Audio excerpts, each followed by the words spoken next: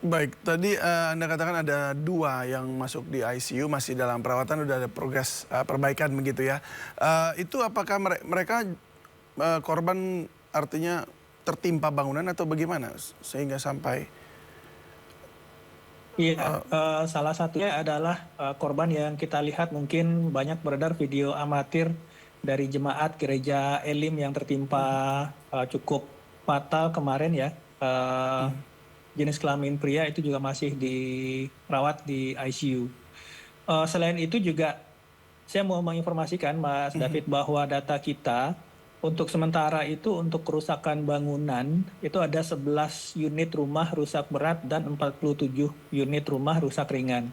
Ini pendataan sudah berjalan 1 hari penuh ini dan kita harapkan memang dampak dari gempa ini tidak terlalu signifikan tentu saja, tetapi tidak mengurangi bagaimana kita merespon dan menangani masyarakat terdampak, terutama sisi trauma yang masih melekat hingga saat ini. Baik Gempa baik, susulannya ya, masih sangat intens ya, masih sampai ya? saat ini masih 6. Ini akan kita coba benahi persuasif untuk mengobati atau mendampingi masyarakat untuk menjalani fase-fase menghadapi gempa susulan ini. Baik, untuk mereka yang saat ini, mengungsi di depan rumahnya itu, tentunya mereka harus, apa namanya, mendapatkan ini ya, tempat apa, pengungsian yang aman. Apakah cukup aman berada dekat rumah mereka saat ini ya, kalau melihat dari struktur dan juga tanahnya? Kalau dari laporan tim kami di lapangan, sebenarnya masyarakat yang saat ini mengungsi di luar rumah mereka itu rumahnya tidak rusak. Tetapi Oh, seperti tadi yang kami sampaikan, aspek traumanya yang memang traumanya perlu ya? kita pulihkan. Jadi rata-rata mereka rumahnya tidak rusak struktur karena kita sudah melakukan kaji cepat. Tadi saya sampaikan Mhm, 11 unit 11 rumah ya? rusak berat yang sudah kita data dan 47 unit rumah rusak ringan. Yang rusak ringan ini sebenarnya bisa kembali ditempati karena itu tidak rusak struktur. Nah, kalau Mhm, dia tidak rusak struktur, artinya dia masih aman untuk ditempati oleh masyarakat. Tetapi sekali lagi, ini gempa susulan ini sudah berjalan dari hampir 2,5 minggu yang lalu. Dan kemudian ada gempa ya kuat ya, lagi, aspek trauma ini yang memang mhm, tidak bisa secepatnya kita pulihkan di masyarakat. Jadi perlahan nanti kita akan support dulu dengan tenda-tenda keluarga supaya masyarakat yang mengungsi di halaman rumahnya itu bisa tetap tetap tertangani dengan layak begitu ya. Ada matras, mhm. ada selimut, ada bahan pokok yang cukup buat mereka sekeluarga. Sehingga nanti perlahan akan ada tim dari Dinas Sosial dan juga dari BNPB sendiri, dari Polri, TNI yang untuk mendampingi masyarakat ini untuk meyakinkan bahwa rumah mereka itu aman atau tidak. Kalau memang aman itu bisa Ya, secara perlahan bisa balik kembali ke rumah, Mas David. baik. Lalu apakah ada tercatat orang hilang atau yang mungkin belum ditemukan sampai sekarang setelah atau pasca dari gempa tersebut? Untuk korban hilang hingga saat ini sudah hari kedua itu tidak ada korban hilang Oke. karena memang semua masyarakat yang terdampak itu terdata dengan baik. Hanya ini juga terlihat di visual ada 89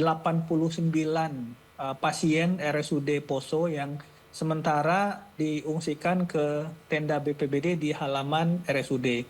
Ini juga merespon sebenarnya pasca gempa kemarin itu Mhm. ada 62 gempa susulan dan 7 di antaranya itu masih berkekuatan di atas 3 magnitudo. Artinya kalau di atas 3 itu untuk gempa darat itu masih cukup terasa. Nah ini Baik. bangunan RSUD pun sebenarnya tidak rusak struktur, tetapi tentu saja ada hal-hal kehati-hatian dan pencegahan yang dilakukan oleh pihak rumah sakit. Nanti juga kita akan lihat langsung bagaimana situasinya di lapangan, Mas David. Baik, ya Pak, mungkin singkat saja kita agak sedikit bergeser Pak ya, bagaimana dengan peringatan gunung berapi Pak? Ini di Gunung Berapi Lewotobi laki-laki. Ya, Lewotobi juga tadi pagi, dari tadi malam itu erupsi, tetapi untuk Lewotobi laki-laki ini masyarakat dalam radius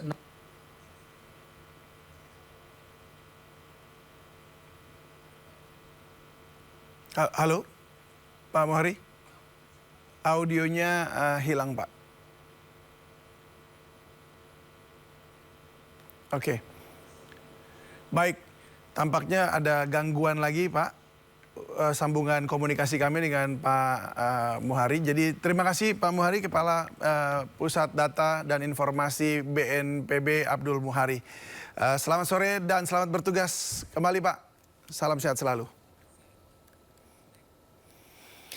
Pemirsa, ada yang menarik dalam Karnaval Budaya tadi malam. Sejumlah warga berteriak turunkan pajak kepada Menteri Keuangan Sri Mulyani yang berada di atas mobil karnaval. Teriakan hati suara rakyat itu menyikapi kenaikan berbagai pajak, salah satunya PBB P2 yang mendadak naik di sejumlah daerah.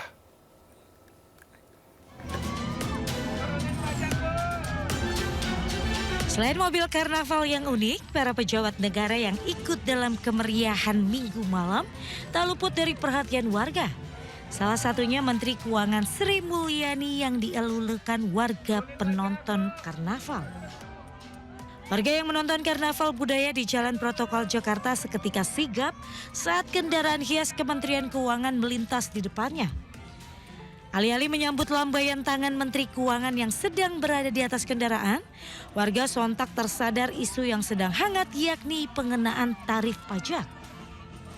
Seperti diketahui, sejumlah daerah dikenakan tarif pajak pembangunan yang cukup tinggi hingga Kabupaten Pati sempat bergejolak. Belum lagi pernyataan Menteri Keuangan Sri Mulyani yang sempat kontroversial menyamakan zakat dengan pajak.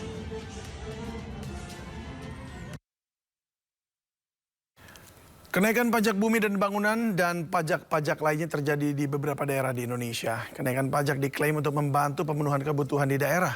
Namun di sisi lain, masyarakat pun menjerit.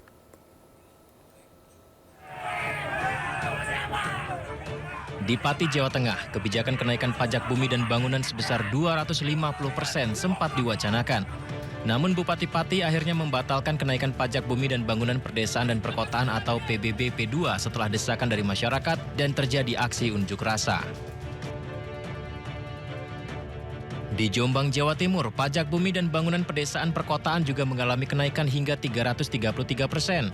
PBB P2 Jombang naik dari Rp300.000 ke 1,3 juta per tahun. Bahkan, kenaikan pajak juga ada yang mengalami hingga 800%.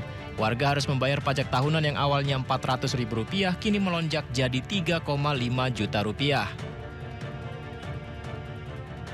Di Kabupaten Semarang, sejumlah warga juga mengeluhkan kenaikan signifikan saat membayar PBB hingga 400%. Namun pemerintah Kabupaten Semarang membantah ada kenaikan pajak. Badan Keuangan Daerah Kabupaten Semarang menjelaskan kenaikan nilai pembayaran PBB dimungkinkan apabila terdapat perubahan signifikan pada fungsi objek pajak atau ada penilaian uang. Di Kabupaten Bone, Sulawesi Selatan, terjadi aksi unjuk rasa menolak kenaikan pajak bumi dan bangunan PBB P2 di depan kantor DPRD.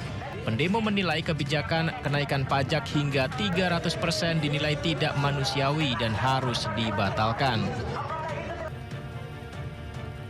Sementara itu di Cirebon, Jawa Barat, kenaikan PBB bahkan mencapai 1000% di beberapa wilayah. Paguyuban Pelangi Kota Cirebon bersumber dari media sosial melayangkan aksi protes, menyuarakan kebijakan yang dianggap tidak adil.